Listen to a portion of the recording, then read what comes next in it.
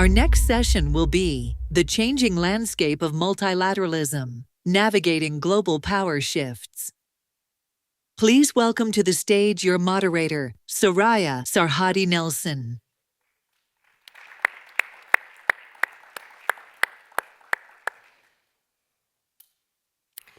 Is Claudia coming up, or that was it? Okay, sorry. I was misinformed. Anyway, the changing landscape of multilateralism, navigating global power shifts. That's the title of this session, which understates its importance. How can we meet the many global challenges while faced with overlapping or even existential crises made worse by political polarization and extremism, both of which are spreading? Our panelists are going to help us address these difficult challenges, including those posed by the government of one key global player, and that's the United States, which is striving to shake up the multilateral landscape. Let me introduce our panelists first. Joining us online is Maria Fernanda Espinoza, who is Executive Director of GWL Voices for Change and Inclusion.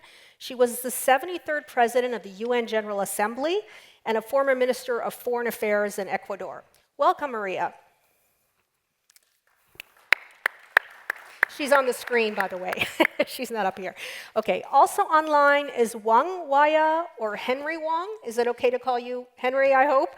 Who is founder and president of the Center for China and Globalization, a think tank in China who has held several policy advisory roles in China. Welcome, Henry. We seem to have lost him temporarily. Hopefully he will come back.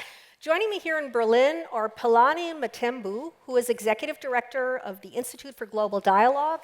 He's also the co-chair of the T20, which, as you know, plays a crucial role in developing the G20 agenda. Welcome, Palani. Now, one of my fellow Americans on this panel is Sherry Bustos, a former Democratic congresswoman from Illinois and the first woman to serve in that capacity from her district. She is currently a partner with Mercury, which is a firm specializing in public affairs and media strategy. Welcome. Thank you. Another partner at Mercury is Brian Lanza. He is the former communications director for President Trump's transition team and will give us some insight, hopefully, into the US administration's thoughts and plans. Welcome, Brian. Thank you very much. And as mentioned, I'm Soraya Sarhadi Nelson. I'm a former correspondent for the American Radio Network, NPR, and most recently, I'm the host of Common Ground Berlin podcast, which focuses on transatlantic relations. So let me start with you, Palani. What are the main obstacles you see to the key goals of the G20, currently led by South Africa? And it's the first time that an African nation has held the G20 presidency. Well, I think the big challenges at the moment stem from, I think, are years in the making. You have a breakup in the multilateral system. We already saw that during the pandemic, and that's been building up in recent years. So that has led to less confidence in the multilateral system. But you also have key countries that are central to the multilateral system looking to review their role. So for instance, the US is reviewing its role within multilateral institutions. It's reevaluating its role in the world, its trade agreements. That creates a degree of uncertainty. But I wouldn't want to only center it around the US, for instance. The reality is that faith in multilateral institutions is not where it should be, or is not where it was in the past. And trying to find consensus around key issues in that type of an environment creates challenges. We have a movement towards a multipolar world order. Regions are playing a much stronger role. And at times, the UN and the functions of the UN are diminishing. And the ability of the UN to play its role, I think, has a negative impact within a broader multilateral system. And this is the environment where South Africa holds the presidency of the G20. So finding consensus is quite difficult. Well, as you know, US Secretary of State Marco Rubio boycotted the recent Group of 20 meeting in Johannesburg, and he wrote on X, quote, South Africa is doing very bad things, expropriating private property, using G20 to promote solidarity, equality, and sustainability. In his X post, Rubio deemed the goals that the G20 has to not be in line with the American agenda. So my question to you, or follow-up question to you, is what impact would a continued refusal by the US president and his administration to attend summits or to contribute in some way to G20 goals have on those goals? I mean, can South Africa and other G20 members mitigate that situation? I think what's important to note is, of course, the US is an important player in global politics, but it's not the only player. We've had the experience in 2017 when Germany hosted the G20, where there were certain areas where the US administration did not necessarily agree. So it's not completely unprecedented. But what I would also say is that we should not necessarily see it as a wholesale sort of the US not at all prioritizing the G20. It's not a boycott of the G20. So yes, you had some officials, attending both the Sherpa meeting and also attending the foreign ministers meeting. But I think for South Africa, what is important is not to be drawn too much into that. You still have a range of other countries, important countries, that South Africa can continue to find consensus with. And I think South Africa has also made it quite clear that it continues to be open to engaging with the US. It's not in South Africa's interest to antagonize the US. The US has taken certain decisions towards South Africa. Some of them are clearly not based on fact. I mean, I think it's the US has an embassy in South Africa, the US has a State Department, it has various institutions that would obviously be able to present the facts to the US. But I think we also have to agree that some of the antagonism between South Africa and the US is not necessarily based on South African domestic policy. It's also based at times on South Africa's external engagements, some of which include, for instance, South Africa's case against Israel in the International Court of Justice. Maria, what international frameworks do you see as pivotal to overcoming this political logjam and boosting multilateralism again? And how can those frameworks be reformed to bridge the divide and improve collaboration? We're not hearing you. I'm sorry. Maria, we're not hearing you. I think, while they're figuring out. Oh, there you are. Is it better now? Yes, go ahead. Oh, okay. Okay, well, thank you all, because I think this is a very important conversation to have today. Thank you to the Global Solutions Summit first for convening us. I think I would have liked to be there in person, actually, and feel the energy of the room. But basically, I think that we are in need for global cooperation.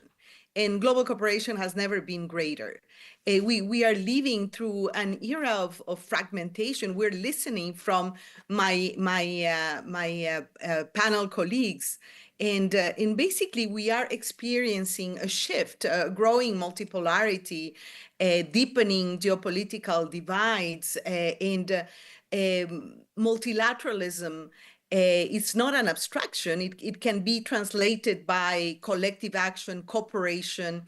And I think that multilateral institutions are not an option. In many ways, they are a solution. It is a necessity, especially when you come from a small country like my own, like Ecuador. And yet we are surrounded by contradictions. We produce more than enough food, yet hunger is on the rise, for example. We possess cutting-edge technologies, yet inequalities grow deeper. We speak of sustainability, yet emissions break records year after year. And these are not random failures. I think this is important. They are symptoms of a global systems that are out of sync and that struggles to convert shared resources into shared well-being as well. So the challenges we face, pandemic, conflict, debt, are not isolated. They are interconnected, they're systemic, they're global. So no nation, however powerful, can solve them alone. These are human-made problems, and they demand human-made collective solutions, I would say. So So, multiple, yes, sorry, go so, ahead. so which international frameworks can help solve that, can help bridge those divides? Well, I think that we are not in shortage of global institutions. We are not in shortage of regional integration spaces, ASEAN, CELAC, the African Union, in the UN, which is the global universal scaffold that we have built.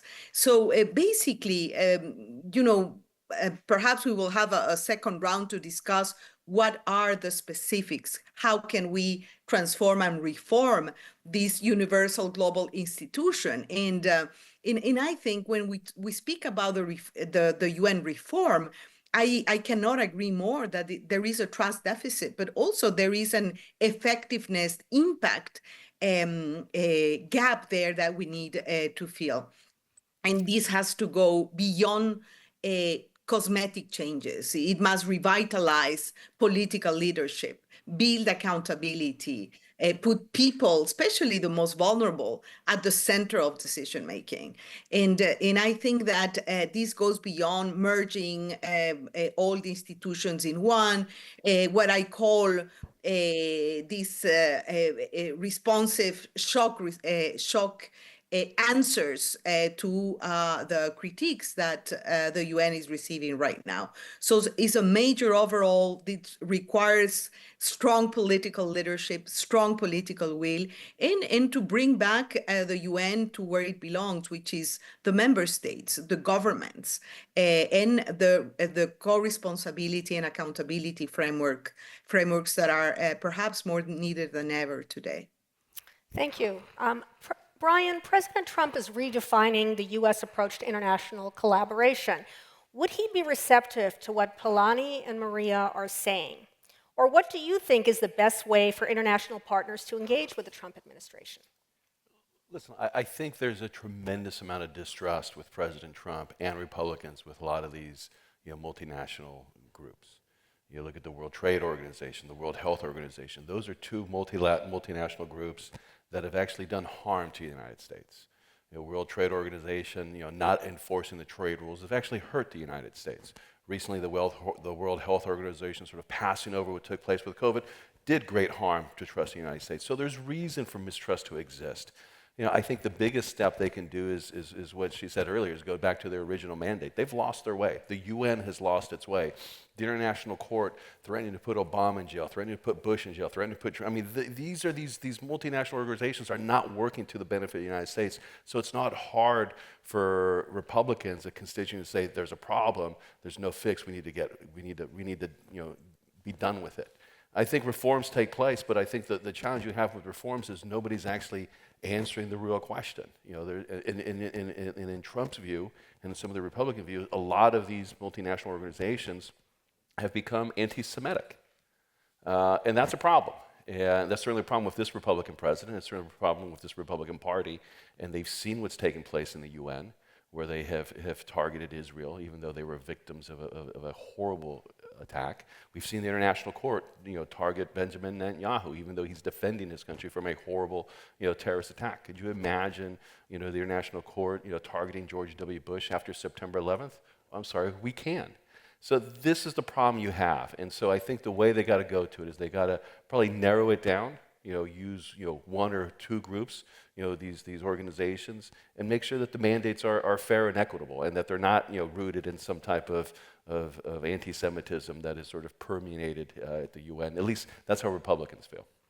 How would the key goals of the G20 change once the US takes over its presidency next year?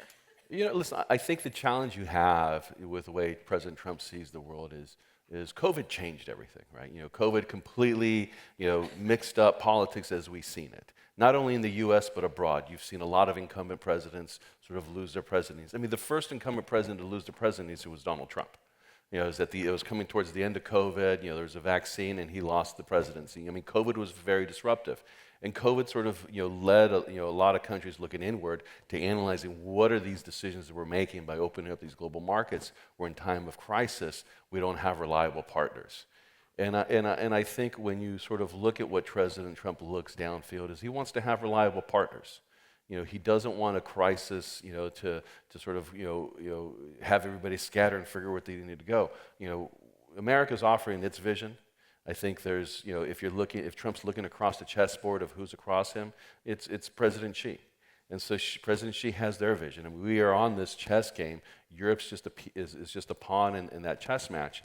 And if you sort of look at what this administration does, it does not want to put itself vulnerable in a position to China. And I think other countries who sort of recognize it and see what that discussion point is, put themselves in a stronger position to be partners with the Americans. Sherry, we of course have a different American viewpoint coming from you. So let me ask you, will President Trump be forced to change his approach to the G20 if the Democratic Party were to win a majority in the House of Representatives and or the Senate during the midterm US elections next year? I don't think that will impact how Donald Trump approaches much of anything. Donald Trump is what Donald Trump is.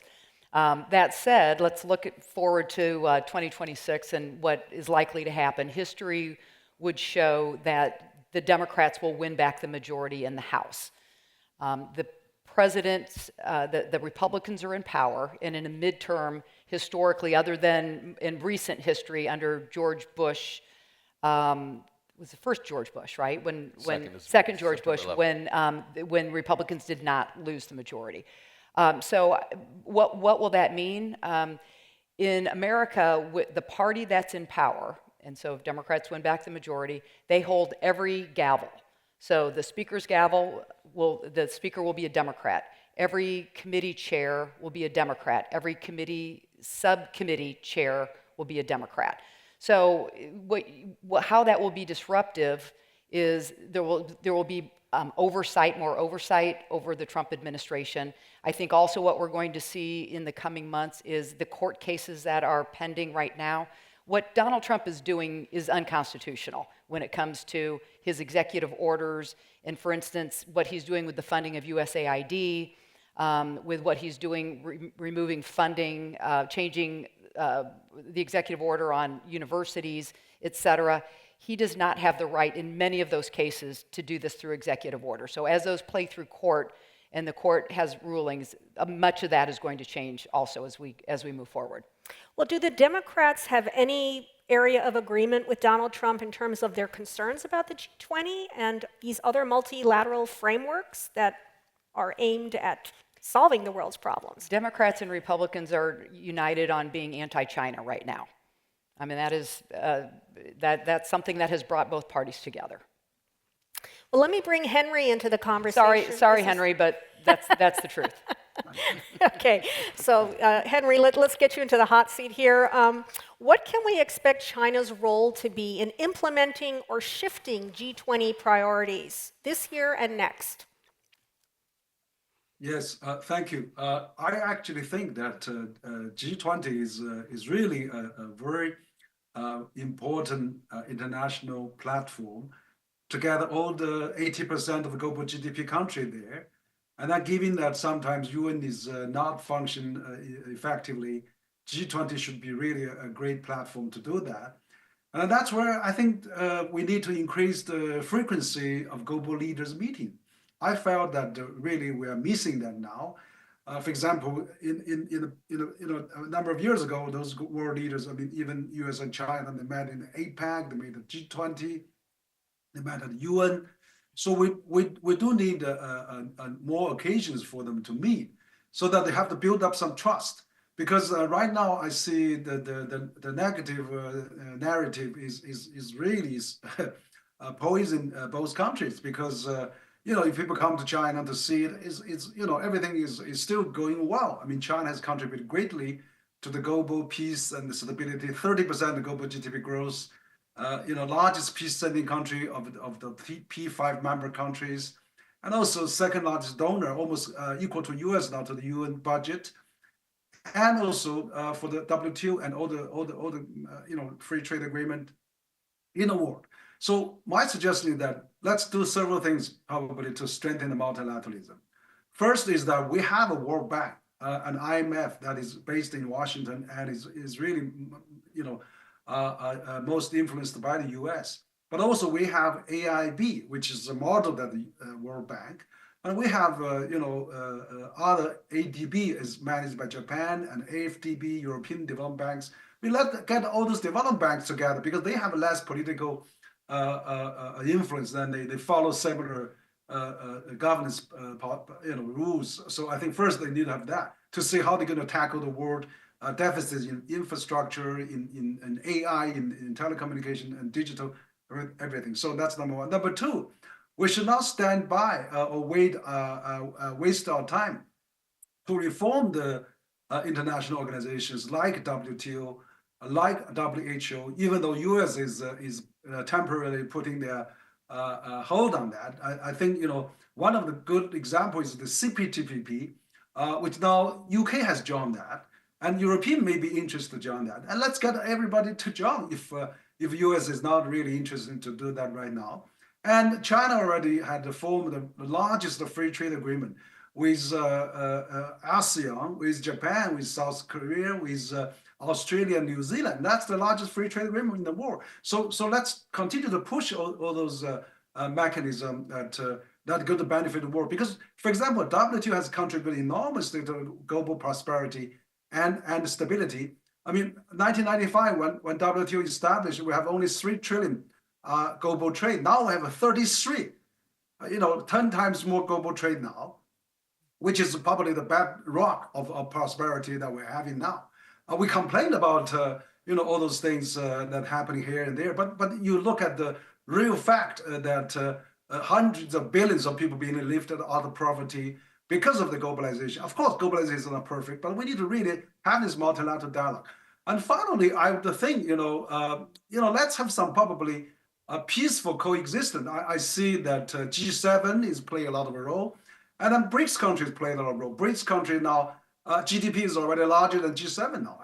And so I think G20 come to the end is still the best platform. You got about 10 countries from West countries, you got about 10 countries from BRICS countries and global South countries. It's an ideal platform. I think we need to increase the frequency of the meeting of the high-level leaders. And that's finally what makes difference is the leadership. And I think, I think that's why President Trump is very encouraging sometimes. He's less ideological. He's not saying, oh, we have to do a democracy versus autocracy. He's not interested in that. And then he said, if US and China works together, nothing in the world we cannot resolve. So I think, we should take that kind of approach. And I hope that China can also play a big role in secure the peace in Ukraine. And then, US already said, we're not going to send troops from the US. It has to be European troops and non-European troops to really keep in peace for the Ukraine deal. So non-European troops could mean China, India, Brazil, South Africa. So let's work together and then let's have a bigger picture prosperity of the world in mind. Let's fighting climate change. Let's get AI in good order. Let's work under the UN umbrella. UN is not perfect, but we have to do more reform and reshape and that's why the minds of a G20, particularly China, US, EU, the G3 has to work together and to really promote the global prosperity and stability. So should China position itself as a foil to the US G20 plans and efforts? I mean, you talk in a very positive way about multilateralism. So I'm just wondering, would it behoove China to become the de facto G20 savior, if you will? Well, I think now China is already probably I'm not saying savior, but defender of the global free trade now. I mean, President Trump launched a trade war, not just against China, it's against about 100 countries in the world. I mean, Japan, Korea, Canada, Mexico, even EU. I mean, every country was affected by by the U.S. New administration now. But that's not really right. It's going to reset, going to probably remake of a global order. We cannot do that. We have to innovate. We have to upgrade and improve, enhance, not start over again and abandon what we have achieved for the last 80 years of the global system there. So I think in that sense, China does play a role in terms of defending the global system. I was speaking about a week ago at the UN Security Council meeting in New York, which is convened by China. 80-some countries participated, and 30 countries representatives spoken at that Security Council area meeting. And then, most of the speakers I heard from those countries favor, multilateralism, favor open trade, and doesn't like unilateralism and, trade war. So in that sense, I think China does become a defender of the global trade system and multilateralism, and of course WTO. I mean, EU and other countries, Australia, those mid-power countries, all wants to sustain the existing order, but let's improve it, let's enlarge and enhance, but not just totally turn it down and start over again, and led by US alone. So that doesn't really work. Thank you. Pilani, how can nations prioritize shared goals such as poverty reduction and climate action, even when those nations' immediate priorities are different? I mean, we're seeing a lot of that sort of national interest coming about right now. So how do you sort of balance the two? Well, I tell you how we're dealing with that on the African continent. The reality is that the US has slashed about 83% of its of US aid, right? But we should not necessarily overly focus on the US. The reality is that development assistance funds going to the poorest countries in the world have been in decline over the last couple of years. Certainly the war in Ukraine has had an impact on that, impacting European budgets. If we go back to the late 80s, the countries of the OECD, Development Assistance Committee, they probably were responsible for close to 80% of the world's official development assistance. Times have changed since then. You have new players on the block, and I'm not only talking about China, we're talking about India, we're talking about the Gulf states, we're talking about countries like South Africa, which have their own development finance institutions and are quite active in their own regions. So the world has changed. And so whilst we look at perhaps these aid budgets being cut, the conversation in South Africa and in African countries is how can we build greater resilience? How can we build more self-sustainability within our own regions? So the answer for us is not heightened nationalism. The answer for us is to actually enhance regional integration. We're currently working on the African Continental Free Trade Area, essentially the largest free trade area in the world. We know that there's great potential. Currently, Africa is not trading as much with itself as it could be. So if you boost intra-Africa trade, you work on enhancing the capabilities of states within Africa, there's a lot to work with. I mean, the last point here is that if you think about Africa, for instance, many people think that the continent is a net recipient of development assistance. Many people in countries that provide aid have a misconception that their countries provide more to Africa than they are actually providing. In reality, Africa is a net exporter of finance. However, the problem is that some of that finance is leaving the continent through illicit financial flows.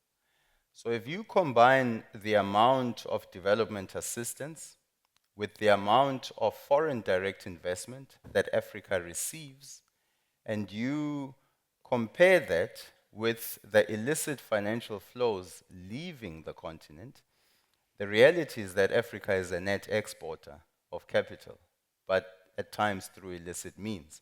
So if you are able to close those gaps, build up the capabilities of African states to regulate, but also, the misconception is that much of that illicit financial flows is through corruption, government corruption. It is also the role of multinational corporations that look for ways to not pay, their fair share of taxes. So if you can build up the capabilities of states to regulate, if you build up the capabilities and the coordination of regional economic communities in Africa, it tells you that the continent has enough resources to actually fund its development objectives. And that is how, the continent is going to tackle issues of poverty. Because the reality is that most Africans are not saying we want handouts. They don't want handouts. They want trade. They want investment in infrastructure. Most African countries have not gone to the US begging for aid, to be revisited. Instead, they're having different conversations. They might be talking with the US around trade. They might be talking with the US about what would follow the African Growth and Opportunity Act and all of that. So the conversation is about self-sustainability.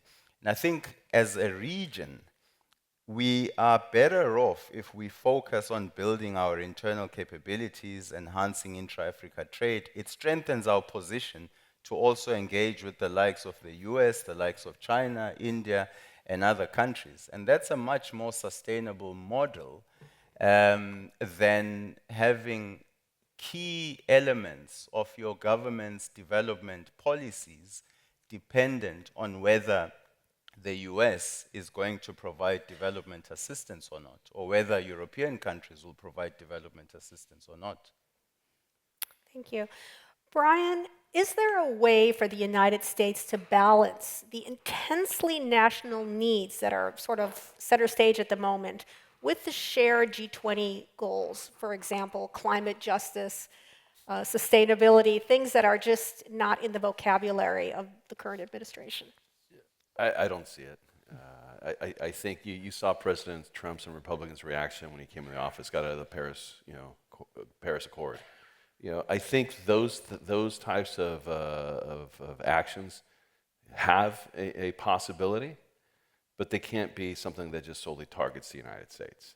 And that's the problem with some of these multinational agreements that come up, whether it's the Paris Accord or some of these others. It's viewed, and in the actual policy, to slow down U.S.'s growth in a particular market, and so that the others can catch up.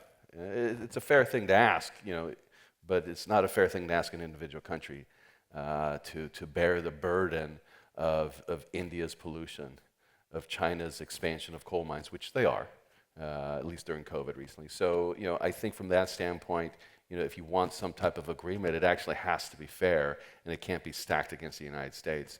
Because, even when President Obama was president, he couldn't get something like that passed through Congress because the American people don't agree with punishing American innovation.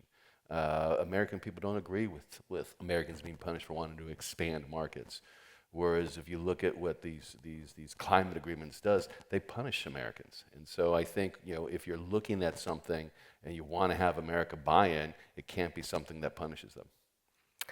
Sherry, from the Democratic side, are you concerned with, for example, what Pilani was saying, or what Brian was even saying about sort of moving away from the U.S. as sort of being center, and focusing on self-development, that sort of thing? I mean, is the American role in the U.S., the American role in the world something that is of concern to Democrats? And is that, how do you mitigate that? Because at this point, it seems that there's a lot of opinions that I hear anyway, being on this side of the Atlantic, that you can't count on America because every 4 years it's going to be someone else who's got a radically different idea of how you do an international approach.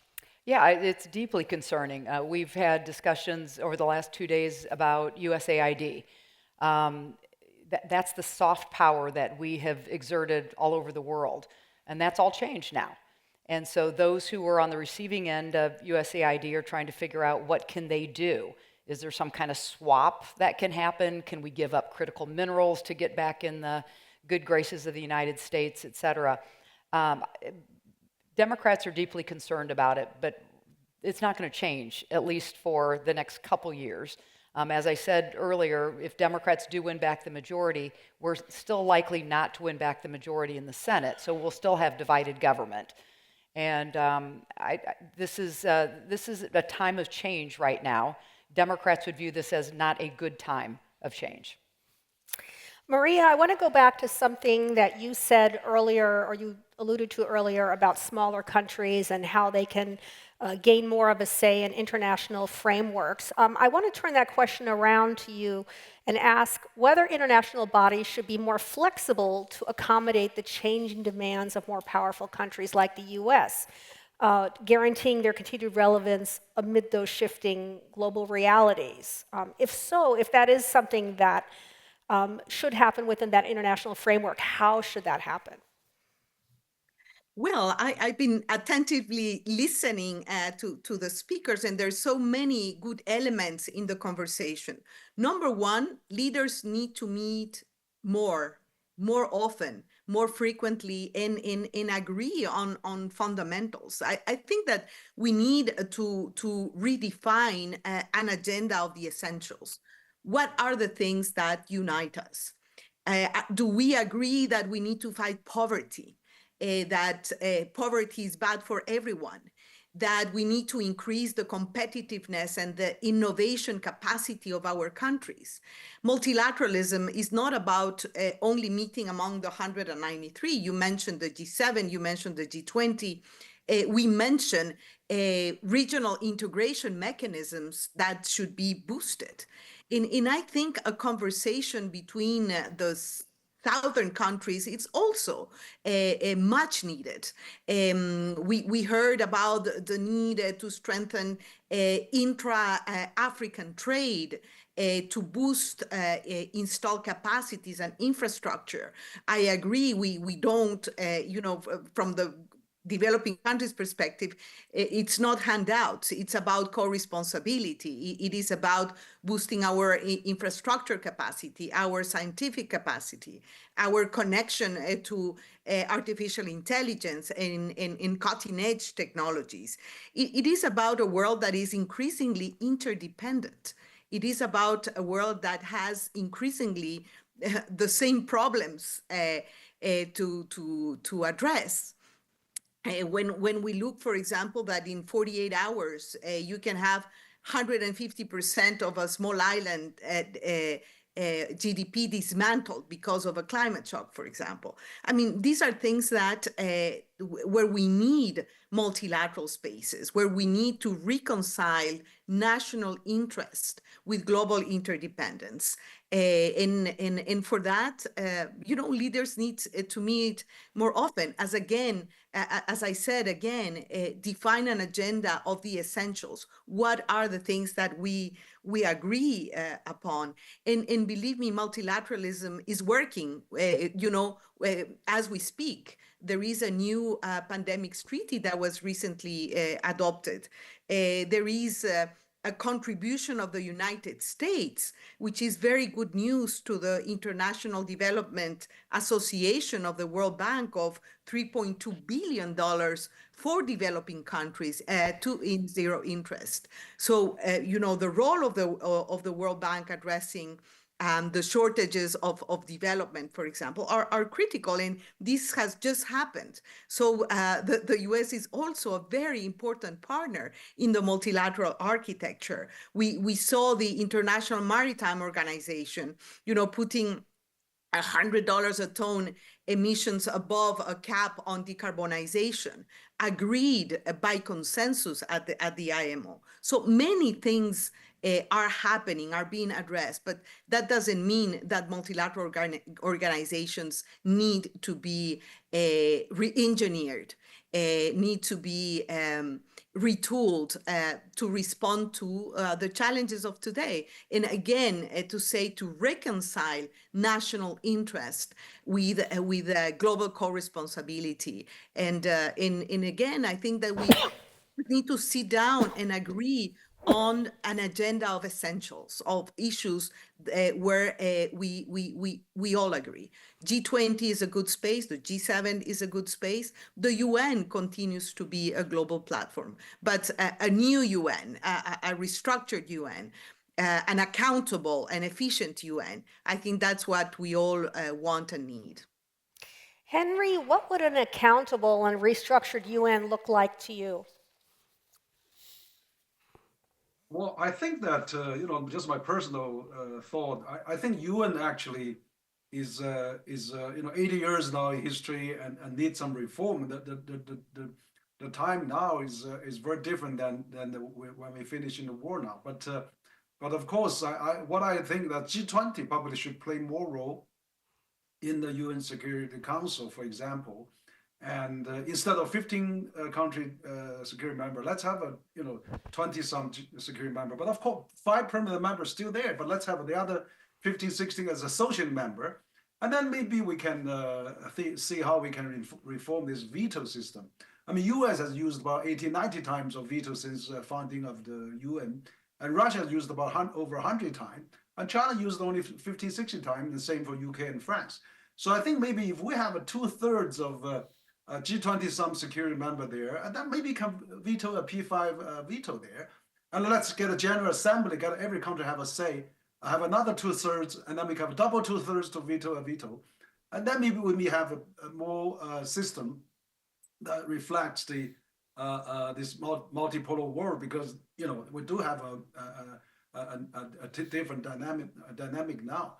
But I think maybe let's start with some small. I was UN at the UN head office just about a week ago, and then I met the envoy of the AI, Deputy Secretary General of UN, which is great. I mean, things like AI, those are new things. We should really get all countries work together. New areas like the climate. I mean, of course, we should also continue to work on that, and let's get improved on that and get some new progress on that. Doesn't mean we start there, but we should not abandon, leave out, and really has nothing to do, or go back to the fossil fuel. That's not the right way. We have a climate disaster everywhere. It's so obvious. We have the big fire in California this past summer, and so let's really work on the things together with the UN. I mean, that's the thing we have been installed there for the 80 years, and so the war is sleepwalking into more dangerous phase now if we do not have a public platform like UN, do not have a regional platform like APEC or RCEP or Continental Free Trade of Africa. Let's also strengthen those regional and the multilateral platform, and then the UN, we should really have a strong leadership. But that, again, as I said, it still boils down to the top leadership of the world. The key countries' heads has to really talk to each other and has to really communicate, rather than this. I'm the god. You come to kiss my ass. That kind of attitude. Let's be doing in a more respectful, equal, and friendly manner. I mean, that's probably the best way. I think that all the global leaders, particularly G20 leaders, should talk. And if we have that basic respect, and the world, we have so much challenge to face: AI, climate, pandemic, poverty, debt, war. That's most dangerous. We're having several wars going on. What happened in Ukraine? What happened in Gaza? And it's horrifying that the war is happening in your living room. It's no longer in the old days. You don't see it, you don't care. Now it's happening in your living room. You cannot escape from that. So let's have really working together. We have more responsibility, particularly those big countries, not only for themselves, but also for the world and for the mankind. So we have to work on that. I'm really glad that GSI, Global Solution Initiative, is taking this G20 subject. Let's emphasize that. Let's send the message to the world. Thank you. I want to talk about another of the G20 goals, which is to eliminate global hunger. We've talked a little bit about climate justice. We've talked about war and equality and financial. But with global hunger, News reports say that the Trump administration's efforts to reshape American foreign aid has crippled the global system aimed at preventing and responding to famine, whether USAID or, I mean, pick your alphabet soup, as it were. Do any of you think that this US effect can be counteracted in some kind of timely way? I mean, hunger is not really something that will wait, and there is a fair amount of it going on in the African continent right now. So how does that US effect I mean, how do you bypass the systems that we're so heavily reliant upon the United States? Well, if we think about, let's say, humanitarian assistance, if we go into the UN, right, and we say, where is this being sourced? So the maize and these other products. It's quite clear that from an African side, we have an interest in saying much of it should be sourced closer to the source of where the hunger is actually taking place. So we would have an interest in actually getting more African farmers providing, where there is a surplus. We would be interested.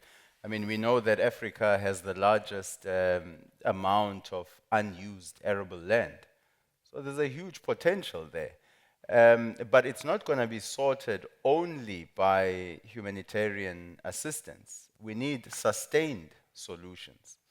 I mean, the countries that are, sort of participating in this forum, many of them are agricultural powers in their own right. There is a mutual interest in finding sustainable solutions, for instance, on the African continent, working together with African farmers to actually bring out the potential of that unused arable land.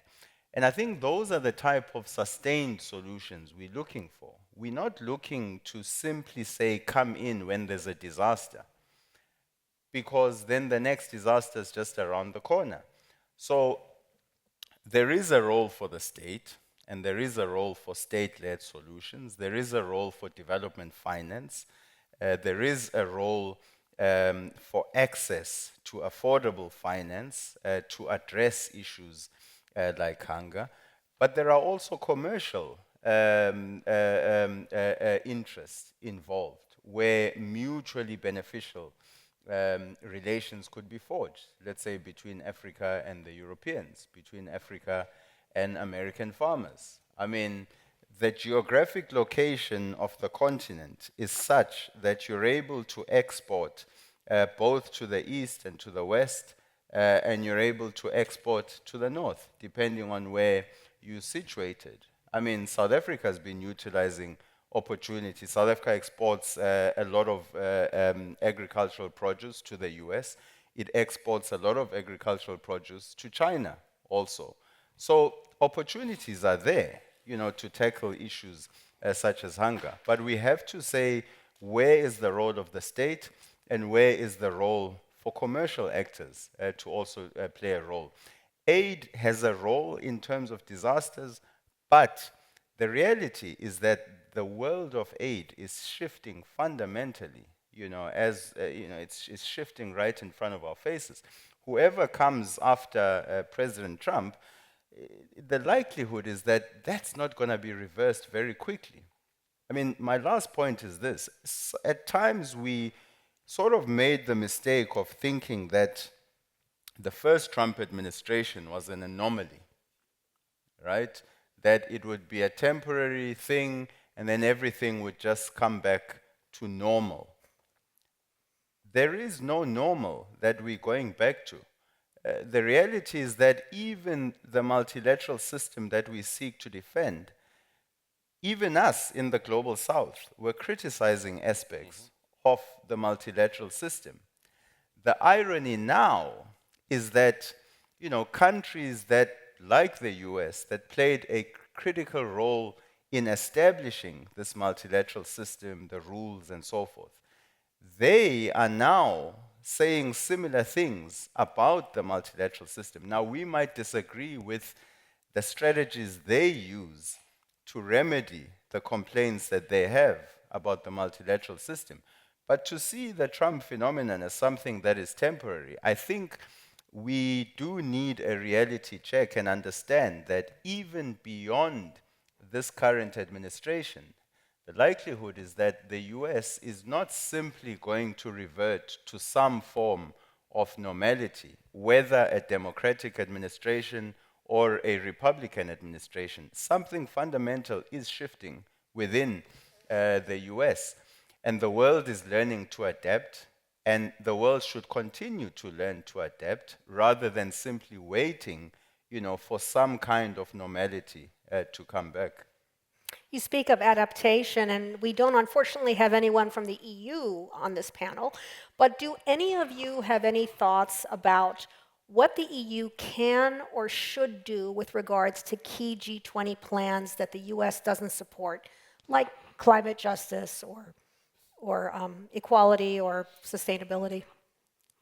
Yeah, I don't see any of those things happening. I mean, climate justice, it's not even in the lexicon of Republicans. It's not any part of conversation that I've ever been a part of. So should the EU step in and take over the role that America was playing? I mean, is that what the US is waiting for? Listen, I think the EU has to do a lot of things, right? I mean, we talked about, hunger. The biggest thing that can happen with hunger is the end of the war in Ukraine. That is the biggest thing that can help Africa in the short term with respect to hunger. And the U.S. wants to end the war, Russia wants to extend the war, and China's helping fund the Russian war. And so, if you're looking at this from a whole, at some point you got to say to the Europeans, at least Americans, Trump voters are looking at it and say, wait a second, you're really scared of Russia going beyond Ukraine, but yet you talk about wanting to expand trade with China, which is feeding this Russian war machine that wants to expand beyond Ukraine. It's sort of a weird cycle that, at least Republican policymakers can't justify to their constituencies. And so I think the biggest thing, we need Europe to do is make a choice. If they're scared of Russia going beyond the Ukrainian borders, which appears to be their priority, they have to hold China accountable and say, how are you a good partner in this? If you're helping feed this war machine that's doing all these atrocities, that's causing the Nordics to beef up, prepare for war, there's a reason why Russia can continue going forward. If it were not for China, Russia's role in this war would be severely diminished, and the Europeans and the US would be in a much stronger position. And so, Europe needs to stand up and lead, and that's something it's chosen never to do in a long time. It's sort of like the Barack Obama policy, lead from behind, let something go. Europe's got to make the choice. It's like, do we want to be part of an economic system that in times of international crisis, they're not going to be good cooperative partners? Do we want to be part of a system when a neighbor attacks another neighbor and the international community says, no, this shouldn't happen, that China chooses the attacker and says, we side with them? I mean, I tell my European friends all the time, and I hope everybody hears it in this room, China's chosen a side, and it wasn't Europe, it was Russia. And so when they've made that decision, how does that affect everything else going forward? We haven't seen sort of Europe, at least Republicans feel, they haven't seen sort of Europe wake up and see the real threat, and that's their choice. But I think President Trump's done his part, going back to 2014 and saying this is a real threat, an economic threat. And now you look at it today, and I said it earlier, China is going through the largest military expansion in recorded history. It's okay to hit pause and say, is this a smart strategic decision for your economy to do that? Very quick point. Go ahead, Kalani. So part of South Africa's G20 presidency, obviously, the Europeans have also sought to position themselves in a way of supporting, South Africa's priorities. So if you look at the just energy transition, the US pulled out of that. They had made certain commitments. There was an agreement between the US, the Europeans, and South Africa in terms of supporting South Africa's just energy transition plan. Once the US pulled out, the recent EU-South Africa summit, the Europeans did try to step up to say this remains a priority for us. So we will actually increase our financial commitments to supporting South Africa's just energy transition plan. I think the Europeans are learning, perhaps are being forced to learn the mistakes of the first Trump administration, which was to look at it as a temporary phase. And we are moving in a multipolar, in a direction of a multipolar world order. Even Secretary of State Marco Rubio mentions this and acknowledges this. And for the Europeans, it's important to understand that a multipolar world order is not against their interests. It is actually in Europe's interest to be an influential pole in a multipolar world order. So the Europeans have to learn to distinguish themselves and their role in the world. Of course, we understand the close role that the close relationship between Europe and the US historically. But I think the Europeans have to also, over time, distinguish themselves where they stand not as an extension of US interests in the world, but as representing their own interests in a changing international landscape. So they can play a key role, I think. Well, difficult challenges lie ahead, to be sure. Unfortunately, that's about all the time we have for this panel. And I want to thank everyone on this panel so much for being here. Sherry, Brian, Pilani, and from afar, Henry and Maria. So thank you also to the audience for joining us. And that's it. That's all from here. Thank you. Thank you. Excellent. Thank you. Thank you. Thanks, Pilani. Thank you. Yes. Thank you very much, Soraya, and to all of you. I'm not going to be long, so you can stay there for 20 seconds. Thanks for all the insights. Thanks for not stopping here. There's a lot to talk about. Soraya, we're going to see you back on that stage this afternoon. And to all of you, please take a few minutes to meet the young global changers outside. Don't forget to use the little coin you have on your badge. It's going to lose value today after lunch, so we will count the votes in the community awards, and please take the time to meet these people. Thank you for your time, and see you in a bit here in the forum stage or on the other sessions.